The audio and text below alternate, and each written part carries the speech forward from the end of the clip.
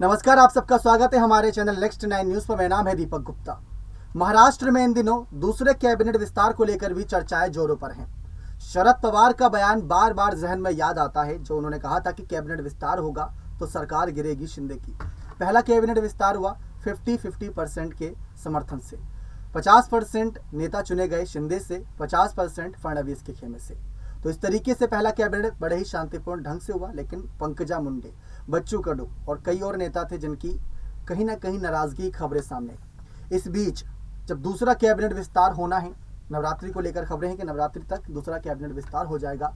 पहले कैबिनेट विस्तार में इसलिए देरी बताई गई थी कि 39 विधायकों के समर्थन की ये सरकार थी और 40 दिन लग गए पहले कैबिनेट विस्तार होने में।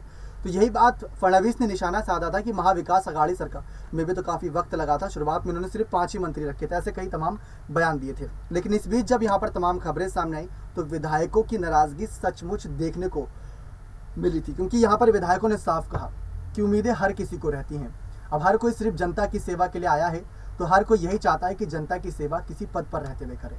वरना आप एक आम नागरिक हो, अगर आप किसी को कोई सलाह मशवरा देते हो या कोई काम करने को कहते हो, तो क्या वो बिना किसी गलती के वो काम कर देगा?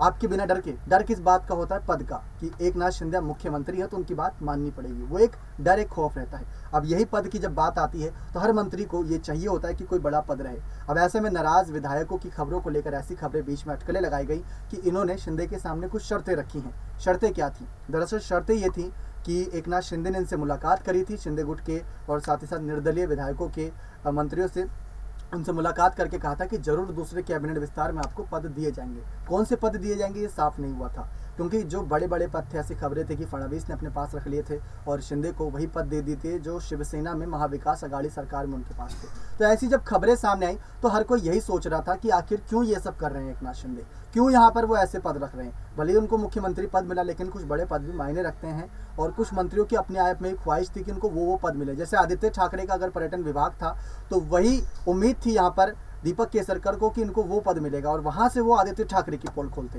तो ऐसे कुछ विचार थे, लेकिन वो यहाँ पर साफ नहीं हो सके। इस बीच विधायकों ने ये शर्त रखी हुई है, या फिर ये कहें कि एक सिफारिश है, एक विनती है, वरना तो वो सब्र कर ही लेंगे कि अगर उनको कोई पद मिलता है तो अच्छी बात है, नहीं मिलता है तो आगे क्या होगा महाराष्ट्र की सत्ता में, इसके जिम्मेदार खुद शिंदे और फडणवीस होंगे। लेकिन अभी तक उम्मीद की जा रही है कि शिंदे और फडणवीस बड़े सेंसिबल होकर बहुत सोच विचार करके फैसले ले रहे हैं, जो विधायकों के भी समर्थन में है, जनता के भी समर्थन में है। लेकिन अब उनके सामने सही मायने में बड़ी चुनौती है, क्योंकि निर्दलीय विधायक भी, उनको भी पद देना है कुछ अपने ही कैबिनेट में। शिंदे गुट के अभी भी यहाँ पर कह सकते हैं करीब 10 मंत्रियों ने शपथ ली, तो यहाँ पर अभी भी 29 मंत्री कह सकते हैं बिना पद के हैं, उनको भी पद देने हैं। और 106 विधायक जो भाजपा के पास थे, उसमें से अगर 10 मंत्रियों ने शपथ ली तो उनके पास भी 96 का आंकड़ा है। तो कौन मंत्री क्या पद संभालेगा, ये शिंदे और फडणवीस तय करेंगे। भले ये मुद्दा ज़्यादा बड़ा ना हो, लेकिन ये मुद्दा बहुत ज़्यादा सोच विचार करने वाला है, क्योंकि शरद पवार ने इस मुद्दे पर सवाल खड़े किए थे।